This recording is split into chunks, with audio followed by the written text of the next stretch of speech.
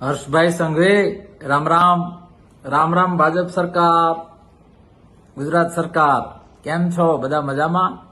Mobile મચડતો હતો તો એમાં એક મોટો બધો મગરમચ્છ આવ્યો તો યાદ આવ્યું 100 કલાકમાં અસામાજિક તત્વો ગુંડાઓનું લિસ્ટ કંઈક તમે બનાવવાના હતા.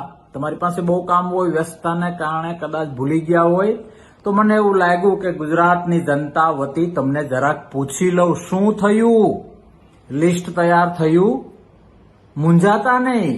સગાવાલા, ભાઈબંધ, દોસ્તાર, પોતાનાઓને લીધે કદાચ શરમ ભરવી પડતી હોય તો એ તમારે નક્કી કરવાનું છે. આ તો જસ્ટ યાદ આવ્યું કે જરાક પૂછી લઉં. મગરમચ્છોના નામ લખવાના છે કે પછી ખાલી માછલાઓને જ પૂંછડી પટપટાવવાની છે? શરમ આવવી જોઈએ.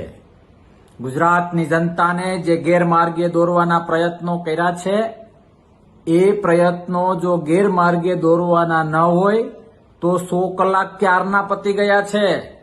ડિક્લેર કરો અસામાજિક તત્વોના નામ, ડિક્લેર કરો ગુંડાઓના નામ. 100 કલાક તો ગયા, ઉદારતાથી 100 દિવસ આપ્યા, મોજ કરો, પણ ખંખારો ખાઈને નામ ડિક્લેર કરો અને એક એક ઉપર એક્શન લો. નહીં છોડીએ, આમ કરીશું તેમ કરીશું, એનાથી હવે પેટ ભરાઈ ગયું છે. તાકાતવાળા ઠોસ પગલાઓની જરૂર છે.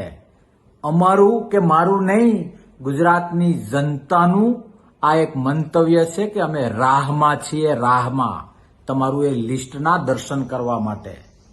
મહેરબાની કરો અને ગુજરાતને ભયમુક્ત કરો. સરકાર તમારી છે, ધર્મ તમારો છે, એ ધર્મ નિભાવો, નહીં તો આધ્યાત્મિક રીતે પણ માફીને પાત્ર નથી અને ગુજરાતની જનતા પણ માફ નથી.